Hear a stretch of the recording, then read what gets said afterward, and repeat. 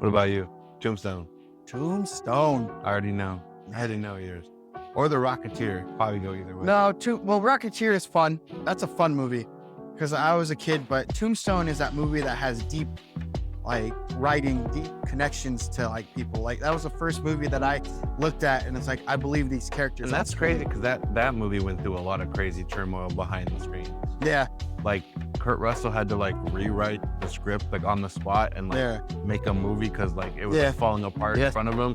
And the director was an asshole. Because even the guy who plays Johnny Ringo, what's his name? Michael Biehn. Michael Biehn says that director was a jerk. He absolutely treated people like crap. So he he said what brought that film together was the actors. And he's like, it was so nice because we played enemies to each other, but we loved this movie so much. We knew it had potential that they came together. Kurt Russell ended up directing it, right? He's like, sort of uncredited directing. But dude, because so even not behind the scenes, like just the characters itself, the story is good. It's about the Earp brothers going to like Tombstone. OK Corral. Yes, the gunfight at OK Corral. The Earp brothers come to Tombstone because silver mining is a big thing. So they get in charge of like a pharaoh table. That's Val Kilmer's best acting. Yes. In his whole career, love Val Kilmer, great in Top Gun and everything. But the way he became Doc Holliday, it's something special. Yeah. You know what I mean? It's something special. You know? So they come to Tombstone, and it, like, if you know the history of the Wyatt Earp, he was a sheriff in Carson City. Oh, yeah, Sam Elliott in that. Yeah. And so all the cowboys. Yeah. So Wyatt Earp's the sheriff, and then he's had an interaction with other gunfighters in Tombstone. One of them is Doc Holliday, which is a friend who also teamed up with him. Then his brothers were also helping, like what's his face? Who'd you Sam Elliott. Sam Elliott, and then I know Powers Booth is in that. No, Bill Paxton is the other brother. Bill Paxton. So, and then that's cool. Bill Paxton. Yeah. Michael Biehn. Yeah. So it's very much like James Cameron, like, alum. Like, it's crazy. So the Earp brothers come, and then they're having trouble with the cowboys. What's the guy's name? He was in Tombstone. Johnny Ringo's boss, the leader of the Cowboys. Was that Powers Booth? Was it Powers Booth? Well, I know Powers Booth is one of the characters. He might have just been a side character because back then he wasn't as even Michael Rourke was in it as one of the cowboys who turned good. And then the guy who plays Aiden in Sex and the City. There's a bunch of characters in it. But yeah, so the cowboys are running the town of Tombstone, stealing money and robbing places and stuff, and they're pretty much just the gangsters. They keep asking Wyatt Earp to be the sheriff. He doesn't want to do it. He's like, I'm done with that life. I just want to settle down. So he has a woman that's not his wife that comes, and she's addicted. There's a bunch of different backstories. She's addicted to medicine. Fucking Doc Holliday has tuberculosis and all this stuff. But the whole plot is Wyatt Earp not wanting to be a sheriff. He just wants to live his life. And the thing is that every time I try to leave, he's pulling you. Yes, exactly. And so, but the thing is Sam Elliott's character, his brother, has seen the town going wrong, and his brother has a heart. Like, in this movie, the Earp brothers, they have heart. So he goes against his own brother and says, like, deputize him. I'm a sheriff. And he's like, why would you do that? Why? It's just making money, playing on the poker tables in this one saloon and shit. And then his other brother goes like, sorry, he talked me into it. And he's like, come on, guys. Like, so Wyatt just wants to step aside. So he tells them, all right, you guys deal with it. Well, the cowboys fucking get rowdy one time, and they're at the OK Corral, and they're drunk and like, hooting, hollering, shooting stuff. And that's when you get fucking Wyatt Earp saying, like, all right, if you're gonna go handle this, you can't do it alone, so I'll help. And then you go like, well, Doc Holliday goes like, I feel like playing for blood.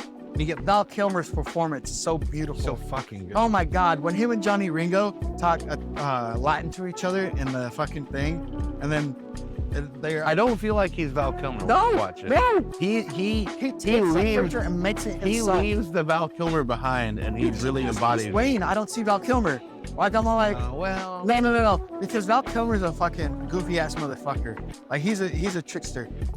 Because even as Bruce Wayne, I'm all like, Val Kilmer fucking steps into that shit and like transforms it. Bruce Wayne. I think he's better than George Clooney. Yeah, I concur. George Clooney's George Clooney. George Clooney was absolute shit. Yeah, he was George Clooney. He even admits he hates it. So, I mean, I don't know why they brought him back. Yeah, anyways. the man fucking admitted he hated it. It's like, let's bring him back. Yeah, it's like, yeah. He's been dead.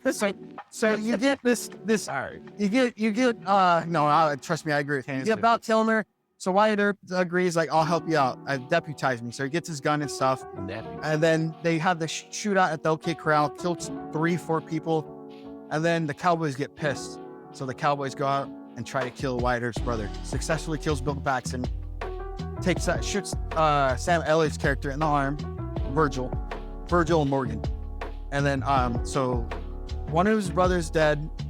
Then one of his brothers can't use his arm. So Wyatt Earp, Kurt Russell, decides to leave and goes, you know what, you guys win, I'm leaving. And that's when you have the guy go, okay, well, bye. And I love that. I have that as a ringtone and I send it to people. But or this is a clip to, well, bye. But yeah, so then you get him leaving town. But the thing is it was a trick. Wyatt Earp searching for vengeance.